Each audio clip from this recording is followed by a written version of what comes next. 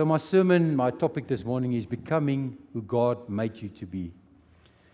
So I've got a long story. So normally with me, the Lord gives me a word or something, and then I just build on it, and He takes me back, and He takes me back. And who was here last week, Sunday morning? Was it last week, Pastor G? The week before that, Pastor Gerard was preaching, and he had this word metamorphosis. So the right word is actually metamorphosis, which is an amazing word. So the Lord took me back, and let me put a picture up there for you so you can get an idea. So it was a pastor's planning week. We were in Ramsgate. I can't remember how many years ago that was. That was, I think, just post-COVID. Long ago. Yeah, in my mind, it's like years ago. But I remember I was sick. I just came out of the hospital. My lungs weren't very good. And if I can remember correct, Pastor Corey was still with us. He was also not well. So me and him in the morning would walk on the beach little by little. I was amazed at how far I could walk if I walk along the beach. But in any case, so it's what happens every year is the pastors go play golf. And that year, me and Pastor Corey could not play golf. But we had the honor to go with the ladies, and they had a special day planned. What every man wants to do is go visit a butterfly farm. Yeah, so I thought as well. But we got there, you look at all these butterflies, and they're like nice, it's butterflies. And they say, oh, this one is beautiful. But they're all beautiful, I must admit. You're surprised at, I think there were some butterflies, I didn't even know you can get them in those colors. So the Lord is just so amazing. But what struck me is we watched this video. It was almost like a documentary about the monarch butterfly. So it almost looks like that. It's got a bit more brown, a bit more orangey. And it's life cycle. So what happens is, I think I've got a picture there as well. Let me see. Yeah. What happens is you get the butterfly. They don't live very long. So the butterfly actually lives just to reproduce. So first there was a butterfly. It was not the egg. Just in case you wondered. Cannot be the chicken had to be first, because nowhere in the Bible it says God made eggs. So there was an egg that the butterfly laid. And out of the egg comes this little caterpillar, the small one that you see there. And when it comes out, it eats its own egg. And then it just eats. It eats leaves on the plants. That's its whole purpose, is to eat, to grow bigger, eat. That's it. I think eat and poop, I suppose. But that's it. There's nothing else. There's no purpose. And then one day, it just goes to a twig, and it attaches itself. The butterfly doesn't make a cocoon, or it doesn't spin a cocoon. It becomes a pupa, which is another word. I'm not going to explain it, but let's stick with cocoon. But it doesn't spin a cocoon. It becomes a cocoon. So it just hangs there, and then its head splits open at the back, and the skin just dries off, and it crimps until the skin is gone. And then you've got that little green thing hanging there. That's the pupa. That's an amazing stage. So just a short version of it quickly. Inside there, something happens, and then you get the butterfly, which eventually breaks out, and that's a monarch butterfly. That's exactly how it looks. It comes out, its wings are weak, it has to strengthen it weak, they must dry properly, and then it can fly away. But the part I want to focus on today is the part that happens in that green piece there. So inside that cocoon, the caterpillar breaks down completely. So I don't know if you ever really looked, but the caterpillar on top and the butterfly at the bottom is two different insects. It's the same creature, but it's two different insects. A caterpillar does not grow wings. I don't know if you know that. A caterpillar does not go for the nectar in the flowers. A butterfly doesn't eat leaves. It doesn't eat plants. It lives off the nectar. So what happens inside that little pupa is that the whole caterpillar is dissolved. It's gone. To me, it was a miracle. I remember in that video, the guy said, this is actually a miracle.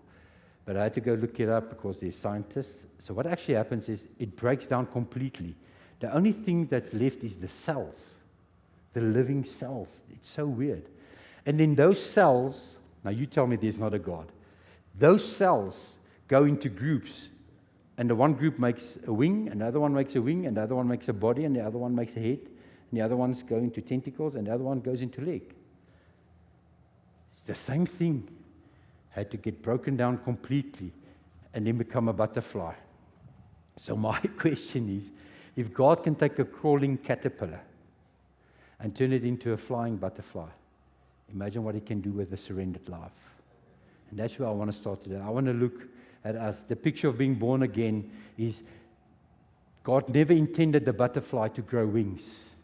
It never intended its head to change. It transformed it. There was a complete transformation. God doesn't want to improve you. He wants to make you a new creation. He wants to transform you. That's discipleship. That is becoming holy. So 2 Corinthians 4 verse 16 says, though our outward man is perishing, yet the inward man is being renewed day by day. You see, transformation is something that happens on the inside. It's not on the external. The world is always focused on the outside. The way you look, what have you got, your possession, the way you are built. That's all outside. But God is focused on the inner man. He's focused on your heart. He's focused on your character. I always say you can have all the talent in the world, but if you haven't got character, you're useless. Nobody can work with you. And I think it's the same in the kingdom of God. You can have whatever position you want or whatever talent you got that God can't use if you don't have character. So God starts transforming you. So renewal is also daily. It's not a once-off thing. So you're not going to say today, Lord, transform me, and tomorrow you transform, boop, that's it. It takes time. It's not an event. It's a process. John 3 verse 3 says, unless one is born again, he cannot see the kingdom of God. And just like the caterpillar, the old life cannot enter the new. I remember the way I was before the Lord saved me. I always say, Lord, why do you work with... The Lord works with me in strange ways. Maybe some of you can relate. He waited 35 years before He changed my life. And then He waited another 20 years before He started transforming my body. So I'm like a caterpillar now. I'm dissolving. Huh? And it's prophetic. This morning I put on my boots. And guess what boots I've got on? Caterpillars. It's just so... The Lord is just so amazing. But being born again is not about a better version of ourselves. It's becoming a new creation. And it took me a while to realize that. And I think this whole, from Pastor Gerard's sermon, Jaco's sermon, and all the sermons, they build up into something. And I think that's you being in a cocoon. And just as there's no two butterflies, that's the same. There are no two testimonies that are the same. I think most important is there's no other God like our God. I mean, the Hindus, if you go into what they worship anything. They've got 1,000, and yet there's no other God like our God. So God is creative. He designs uniquely. God doesn't do mass production. He didn't say, I want 6 Nicolais, I want 20 of Charles, and I want 50 of Marcel. Marcel is a good preacher, so let's make 100 of Marcel. Exactly the same. They look the same, they talk the same, they eat the same, they wear the same clothes, they think the same. No. Not one of us is the same. And the moment we as a church start embracing those differences is when we are going to flourish. That's when we are going to grow. We are going to stand up because we need each other. See, God is specific. You've got a specific gift, a specific calling, a specific personality. If you're on a cell group, I want to tell you, you are there because God made you in a certain shape that fits in that perfect puzzle that cell is looking like to God. So God said, Thomas, you are round, so I'm going to put you in that little round there. And there's no other one of you that can fit in that space. God has called you, no matter what. And the most amazing thing is you're not even in the cell for yourself. You are there because somebody else needs you. Somebody else needs your testimony. That's how important you are to God. Psalm 139 verse 14 says, I'm fearfully and wonderfully made. You are fearfully and wonderfully made. You are His perfect creation. Stop comparing yourself to somebody else's butterfly. Your cocoon is your cocoon. The things you are going through. And I think for us as a church, often I must say, stop judging other people's cocoon. Maybe they're struggling with something else. It was easy for you, or you never had that unique problem in your life. So stop changing. I think I've preached on it before. when somebody comes to the Lord or returns to the Lord, we are supposed to be humble. We are supposed to be love. So let's be love. Let's be open to other people's cocoon. Let's give them space. Let's give them love. Because another thing is, if you're on that cocoon, a bird can just come and eat you up. You can't even defend yourself. You can't run away. And sometimes that's where we are as Christians. But the Lord has put you in this house. You are safe here. Spiritually, the Lord has put people around you to cover you in prayer. There's such a, I want the right word for this, there's such a protection over this house. I know in all that I would have said, touch wood, don't jinx it. But the way the Lord has protected this house, to me, is impossible. The way we never lose people in December, on Easter holidays, in COVID.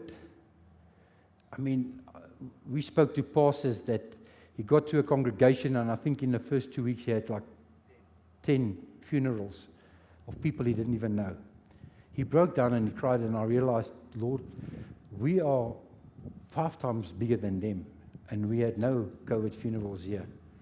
So we are really blessed. There's something in it. Thank you, Pastor Gerard. Yes. I think it comes back to Reinhard's testimony this morning. It's not about the money. It's about the covenant. It's about the devil stealing and him saying, no, this is not what the Lord promised. You are trying to distract me. And that's all the devil is sometimes doing in your life. Maybe somebody in your family made you cross. It's a distraction. He wants to keep you away from here. He wants to keep you away from your cocoon. He wants to take you away from transforming in what the Lord wants you to be. So how does transformation look like in real life? So transformation is not proven by what we know, but by what we do. And I've got this thing that I've had it on a piece of paper there on my desk for long. And today's the day I want to share this with you. And if you're writing, write it down. That'll be a good one. Believing in Scripture is not about what you know. It's about what you do with what you know. I want to say it again. Believing in Scripture is not about what you know. It's about what you do with you know. I know in James 1:22 it says, be doers of the word, not just hearers. So I can stand here every week preaching. The pastors can stand here every week preaching, giving you all that information. And that information, you can just take it and throw it on the paving, like the seed that fell on the bad soil. We are supposed to be good soil. So if you're good soil, it's not about receiving the seed. It's about letting the seed grow. So what's happening right now is I'm giving seed into your life, and something inside is starting to tick. And I didn't even prepare the ground. The Lord did. When we were in worship, some of you completely surrendered. I felt when I was lying on the floor there, I could feel, and what happens to me is I get very sad. Because there's some people who don't realize that all you have to do now is close your eyes and let go. Just let go. Just surrender. So this whole transformation starts at home. See, when God transforms us, the first evidence is how we treat those closest to us. And I'm also guilty there. Because, let me put the scripture up. 1 Timothy 5 verse 8 says, but if anyone does not provide his own, and especially for his household, he has denied the faith and is worse than an unbeliever. So we often give our best to our clients, to our work. We look our best on social media. I mean, there's some people there, they've got amazing lives. We give our best to our friends, and we give our worst to the people at home.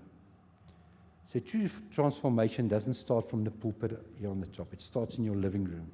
It starts when you can go to my wife and ask her how I am.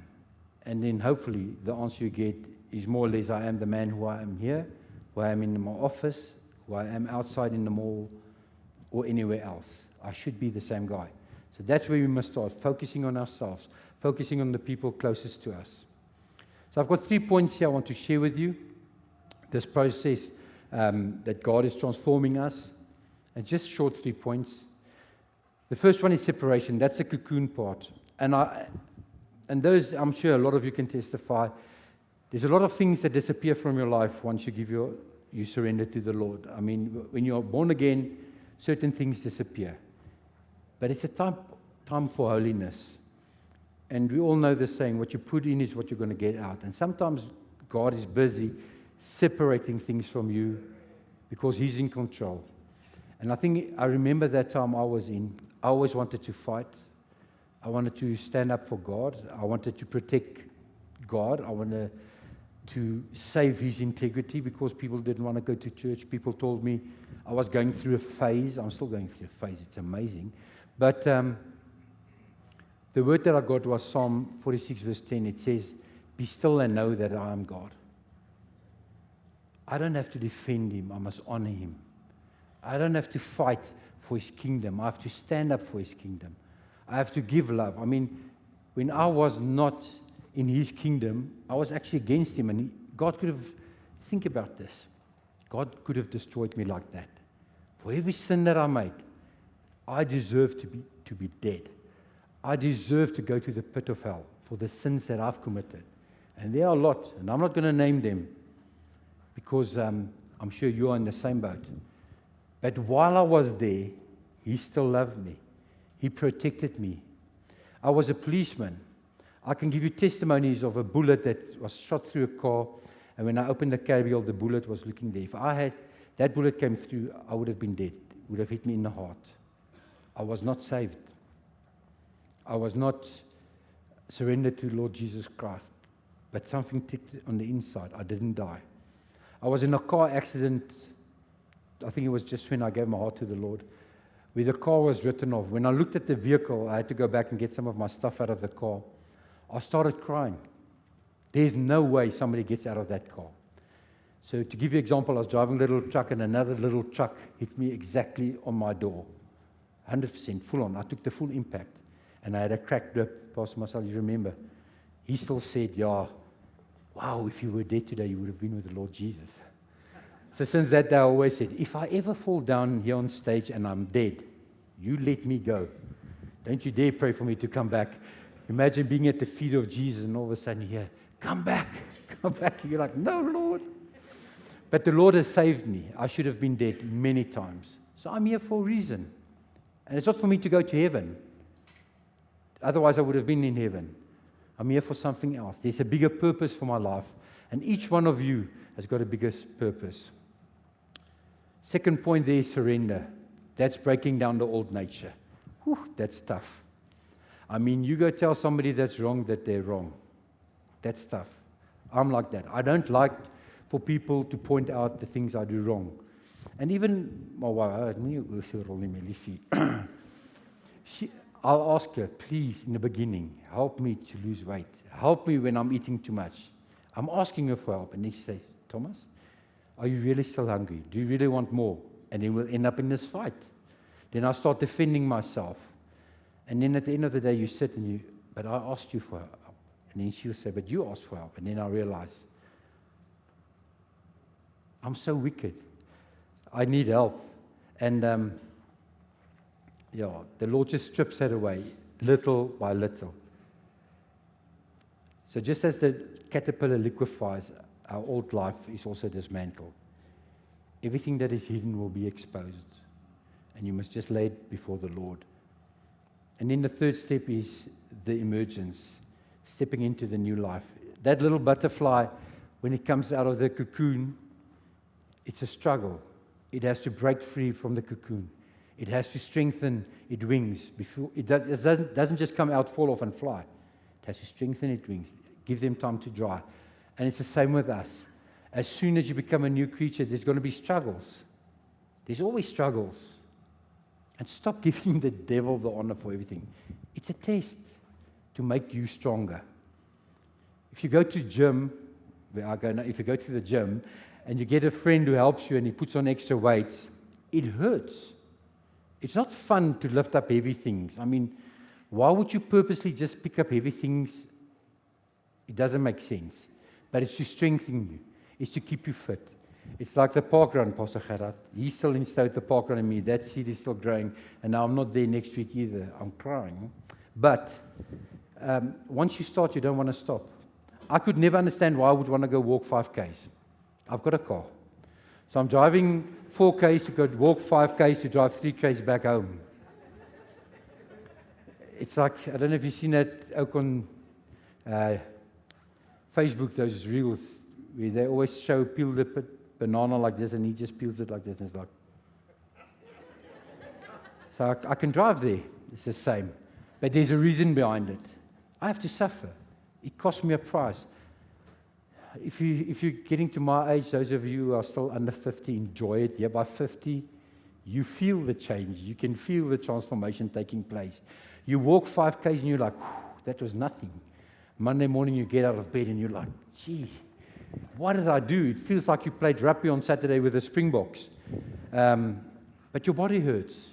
Things are changing, but it's for the good. 2 days later, I want to go walk again.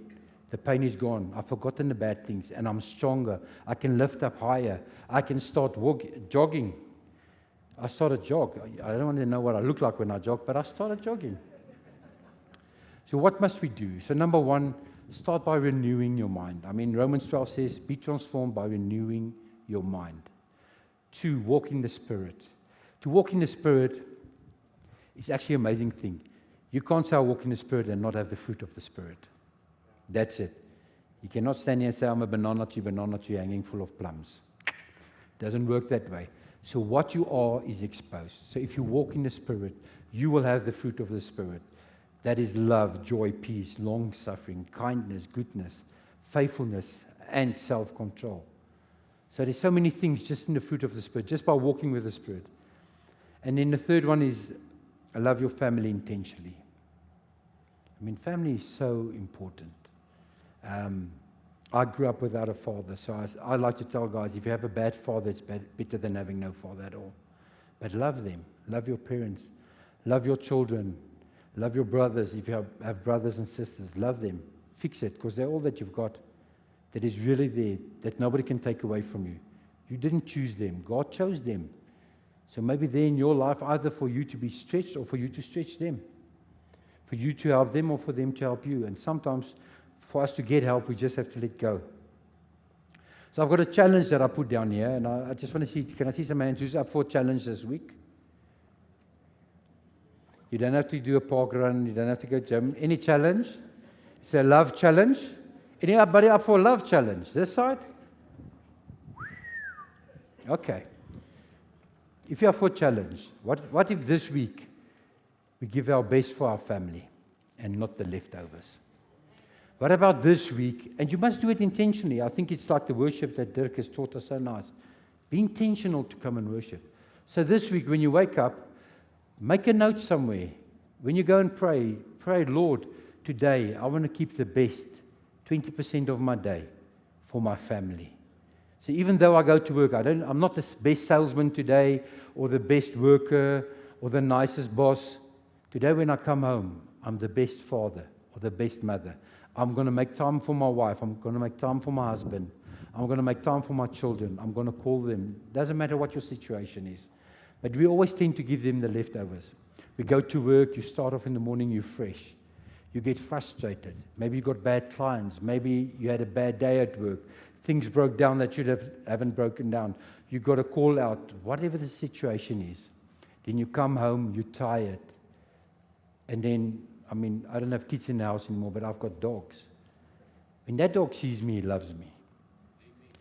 That tail is going like that. And I think God, there's reason they say dog is a man's best friend. He loves you unconditionally. I can come in and I can kick him. I don't kick my dogs, but I can kick him. And he will come back with a wiggly tail. I can shout him and go out. He'll come back and he'll just love me. Can we be like that this week with our family? Come home from work and all you do is you say, today I'm going to love my family. I know I read a story or heard a story somewhere about a guy who had a tree outside his house. So every day before he went into the house, he pretended like he's taking off his work jacket and his bad jacket and put it there, and then he'll walk into the house. And if I remember the story correct, I think that tree eventually died on the outside, and he wasn't hanging anything on it.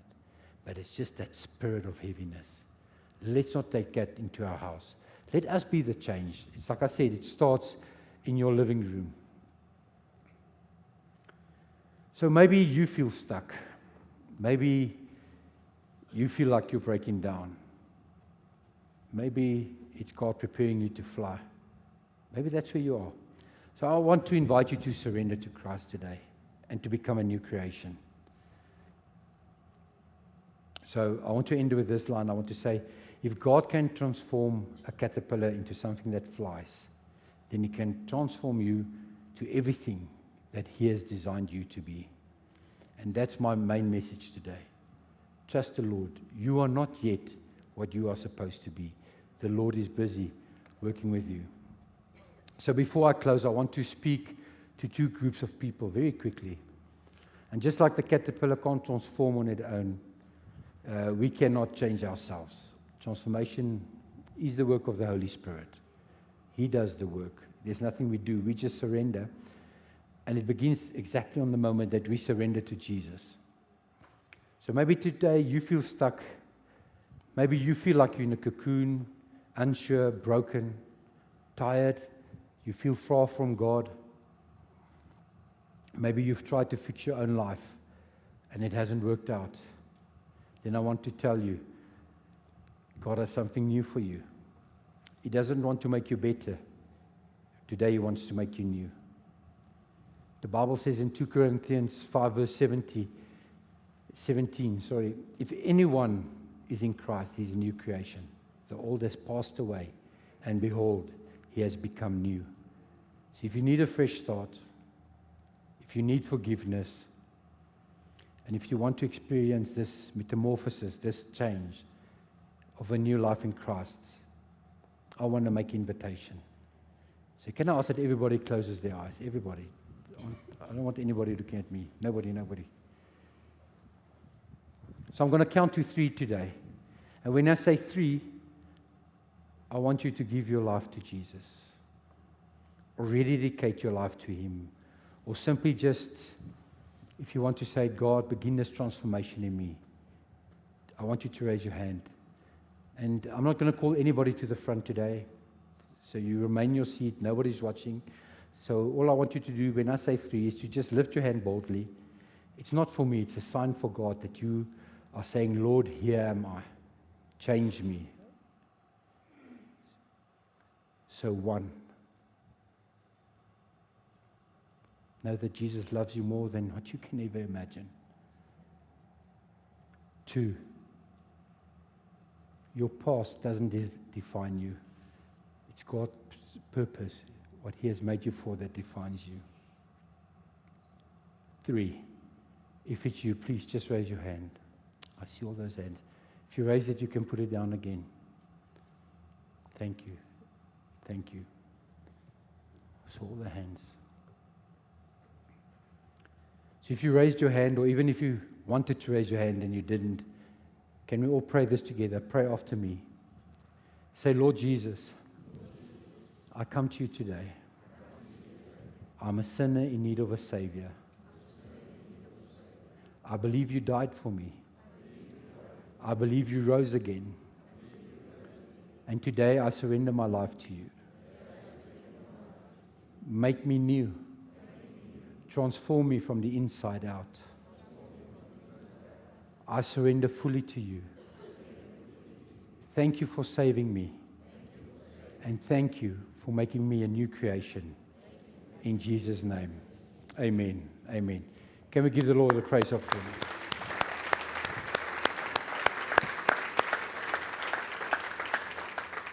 So remember, this week you have this challenge, a new mind every day. Starts with new things, starts with coming to the evening sermons on a Sunday evening so we can fellowship together. It starts with going to the cafeteria, not running home. It starts with smiling with for each other. And before I close off in prayer, I just want to say, yesterday we had a ministry appreciation day, and I think if I ask everybody to stand that was here, it's going to be most of you. But those of you who weren't here, to be part of a ministry is to be part of the family. And for me, it's always been a way for the Lord to keep me intact. If in the worship team I can't do wrong things, because the wrong things that I do is I carry over every time I worship. So I have to keep my life in focus. Whether you are usher, even if my wife and me had an argument, I cannot come here and treat the people that are coming in that way. So the Lord tests me. And this week I want to challenge you. If there are bad things coming on your way, maybe it's the Lord strengthening your wings. It's not always the devil trying to break you down. The Lord is going to test you. If you say today, Lord, I am long-suffering and I am patient. You know what's going to happen when you get on the highway? You're going to stand in the traffic for 4.5 hours, and everybody is around you is going to be rude to you. He's going to say it's your fault, and you know what you do? You just smile and say, thank you, Lord, that you've given this Spirit into me. And you just start praising Him, because that's a test. And once you've passed that test, you know the awesome thing is, the Lord doesn't test you again, because He knows you passed it. The devil will try again, but he will just bounce off you. And that's the truth. I can testify of many things. There's a subject we do in Bible school, 5 stages of consecration. So when you're pastor, you think you're at stage 5. I mean, yeah, Lord, I walked in the Bible school at stage 5. Then I realized I'm at stage 2, and I wanted to go to stage 3. And to go in between the stages, there's always tests. And I remember last year, the beginning of last year, with these tests in my life, it felt like I couldn't break through. And I realized, and the Lord just reminded me, but you wanted to be tested. You wanted to go to the next stage. And the only way you go, it's like being in school. The only way you can go to grade 7 is if you pass grade 6. It's the same in your life. The only way the Lord can take you to the next level is if you pass the previous one. And that's how we go. So I want to invite you guys to the Bible school. We're working on a nice advertisement that we're going to show and share. Maybe the Lord's calling you to do the Bible school. There's no homework. The only commitment we need you to be there every week. And it's only during school time. In the evenings, if it's school holidays, there's no Bible school.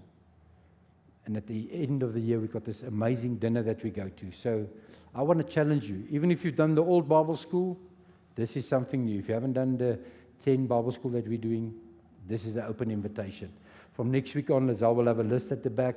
Just put your names down and we'll give you all the details, all the contact details of when and what we're going to start. Amen. Do you guys feel happy?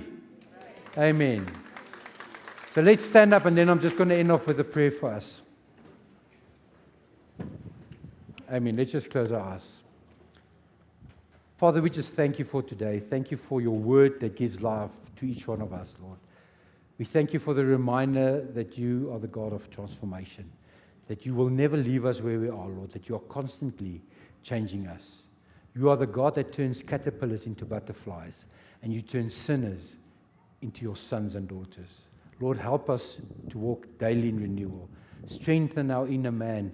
And as your word says, let the Holy Spirit continue with the work that He has begun in us. Teach us how to love our families well, Lord. Teach us how to live out what we know. And let our lives demonstrate how awesome it is to have a transformed heart. Father, as we go from this place today, I pray that we will go out with wings. Wings of faith, wings of hope, and wings of purpose. Help us to shine like the new creations that you've made us today. We give you all the glory. We honor you, Lord. And there's no God like you, and we love you. In the mighty name of Jesus. And everybody says, Amen. Amen. Have a blessed day, and I'll see you all tonight. Amen.